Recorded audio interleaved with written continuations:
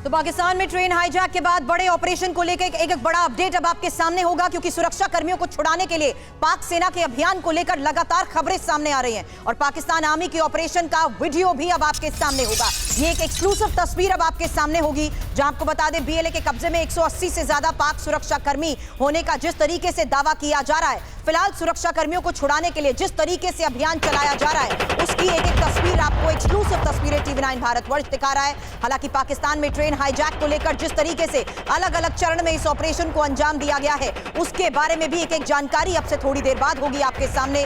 सबसे पहले ये एक्सक्लूसिव तस्वीर पाकिस्तानी आर्मी के उस ऑपरेशन की जिसके तहत सुरक्षा कर्मियों को छुड़ाने के लिए पाक सेना ने अभियान चलाया हुआ है।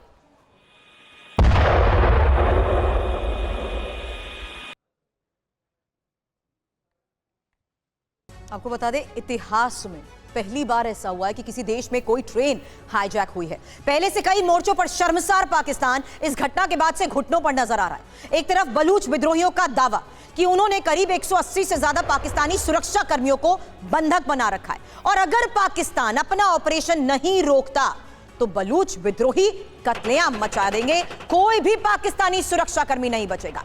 ऐसे में सवाल यह है कि क्या खून की होली अब भी बाकी है या फिर बंधक जवानों की जान बचेगी। हालांकि पाकिस्तान ने तो यह साफ कर दिया है कि वो पीछे नहीं हटेगा। और बंधक रिहाई ऑपरेशन पर पाकिस्तान का बड़ा दावा भी सामने आ गया है। बलोच विद्रोहियों के बीच सुसाइड बॉम्बर्स मौजूद हैं, ये पाकिस्तान आर्मी का कहना है। बंधकों को मानव ढाल बना रहे हैं विद्रोही, ये पाकिस्तान की तरफ से कहा जा रहा है। ये स्ट्रैटेजी बनाई जा रही है और बंधकों के साथ खेला जा रहा है। बंधकों को मानव ढाल बनाकर विद्रोही हमला कर रहे हैं।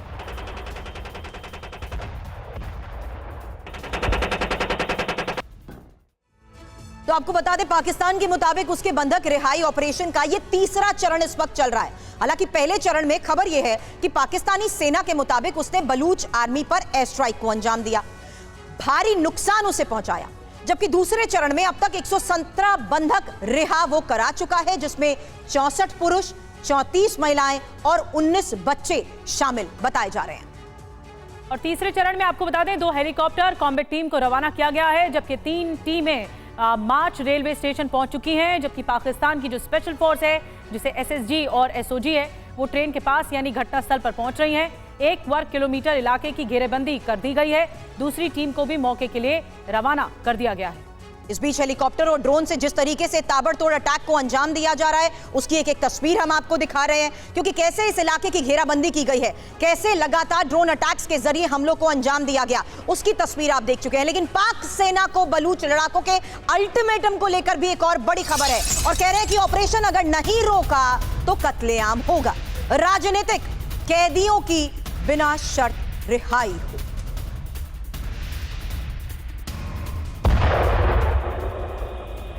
और बीएलए के अल्टीमेटम के बावजूद पाकिस्तानी सेना पीछे हटती हुई दिखाई नहीं दे रही। ये तस्वीरें जो हम आपको लगातार दिखा रहे हैं, कैसे पाकिस्तानी बलूच विद्रोहियों के खिलाफ इस ऑपरेशन को अंजाम दे रही है। बलूच आर्मी पर विध्वंसक प्रहार किए जा रहे हैं, आसमान से बारूदी वर्षा की जा रही है, मौके पर सेना की कई टुकड़ियां भेज दी गई हैं। सीधा युद्ध होने का आसार दिखाई दे रहा है, आमने सामने की लड़ाई चल रही। कुल मिलाकर पाकिस्तानी आर्मी इस विद्रोह का दमन करना चाहती है। इसके लिए इंतकाम का ऐलान भी पाकिस्तान आर्मी की ओर से किया जा चुका है।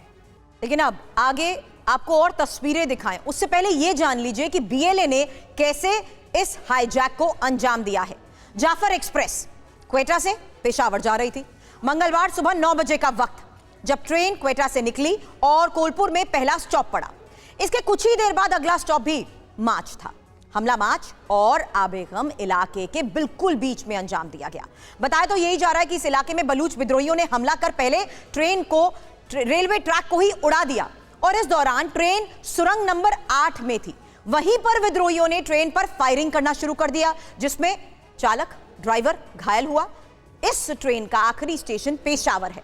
रास्ते में 17 सुरंग पड़ती हैं, जिसकी वजह से ट्रेन धीमी भी करनी पड़ती है।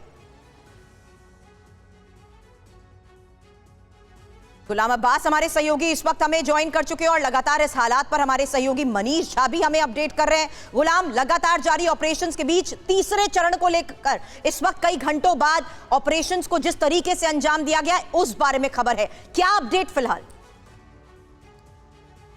जी बिल्कुल सुरभि, इस वक्त 4 गनशिप हेलीकॉप्टर्स हैं जो कि मुसलसल जो टर्मिनल नंबर 8 है उसके ऊपर प्रवास कर रहे हैं, जहां पे ट्रेन रोकी गई है उसी के ऊपर वहां पे वो प्रवास कर रहे हैं और वो बाई एयर ऊपर फजा से निशाना बना रहे हैं इन लोगों को, जो टेररिस्ट हैं, बीएलए के टेररिस्ट हैं, उनको निशाना बना रहे हैं। और जबकि ग्राउंड फोर्सेस, जैसा कि मैंने आपने बताया कि 1 किलोमीटर का जो एरिया है, ट्रेन के इर्द गिर्द का जो 1 किलोमीटर का लगभग का एरिया है वहां पर मौजूद है और पूरे उस एरिया को घेरे में लिया हुआ है। अब तक जो इंफॉर्मेशन है, जो कि ऑफिशियल इंफॉर्मेशन अब तक पहुंची है, उसमें 120 के करीब जो लोग हैं बंधक बनाए गए थे उनको छुड़वाया गया है। जबकि अभी भी जो खासकर सिक्योरिटी फोर्सेस के लोग थे, जिस समय ये ट्रेन को रोका गया उससे सबसे पहले एक धमाका किया गया। धमाके के बाद लगभग 1 घंटा तक फायरिंग हुई और उसके बाद ये लोग अंदर दाखिल हुए और उन्होंने आइडेंटिफिकेशन चेक की, कार्ड्स चेक किए। इनके पास जो टेररिस्ट थे बीएलए के, उनके पास मुकम्मल डाटा था कि इस ट्रेन में कौन कौन सफर कर रहा है।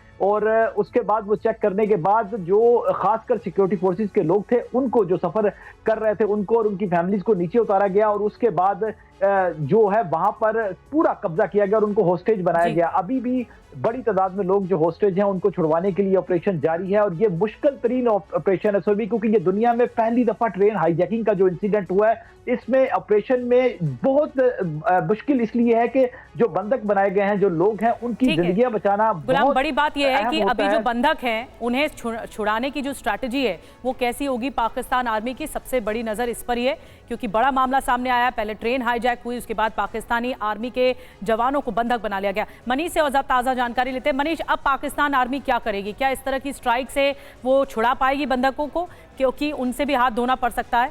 अब बहुत फूक फूक कर कदम रखना होगा यहाँ पे।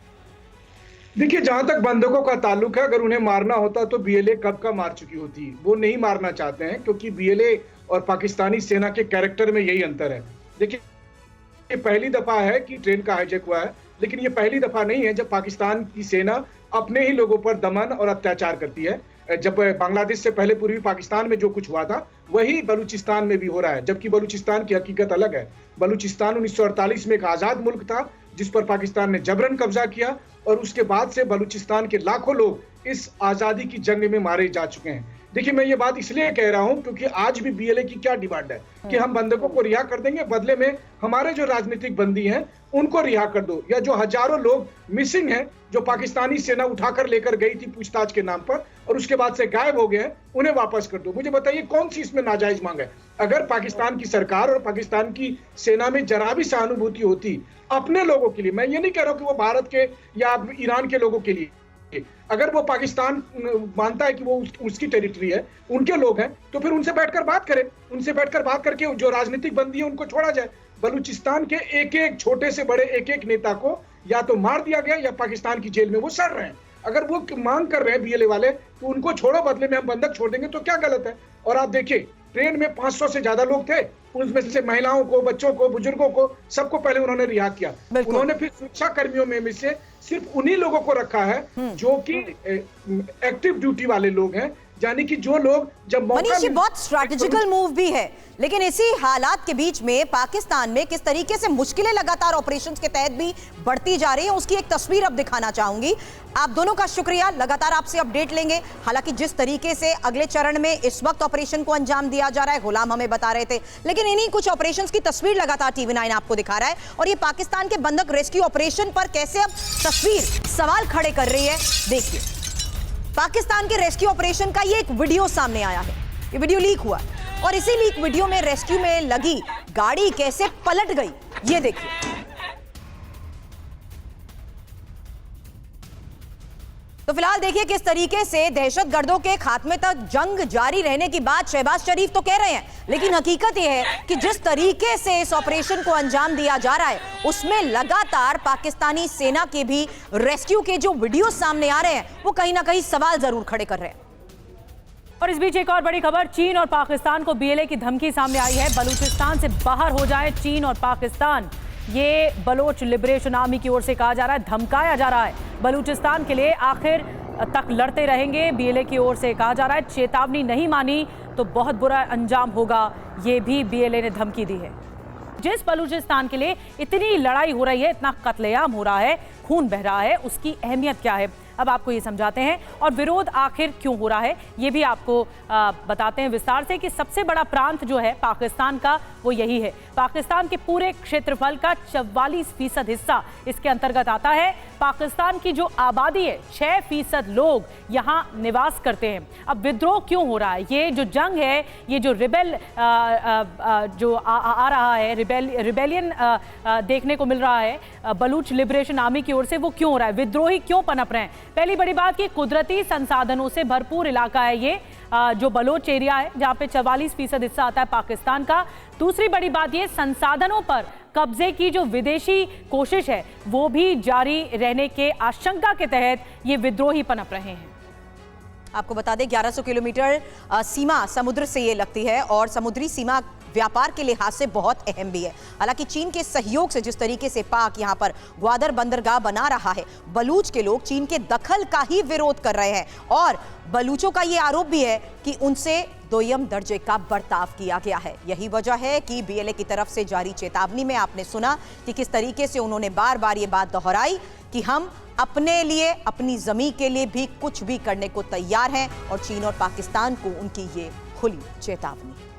और इस बीच जानकार क्या कह रहे हैं आइए ये भी आपको बताते हैं। डिफेंस एक्सपर्ट जीडी बख्शी ने चेता दिया है बलूचिस्तान को, सीमा पर हमें सावधान रहना होगा और भारत को भी चेताया गया है कि भारत को भी हर कदम सोच समझकर उठाना होगा। जीडी बख्शी की ओर से कहा गया है कि बलूचिस्तान के जन्म का वक्त आ चुका है, ये भी जीडी बख्शी की ओर से कहा जा रहा है।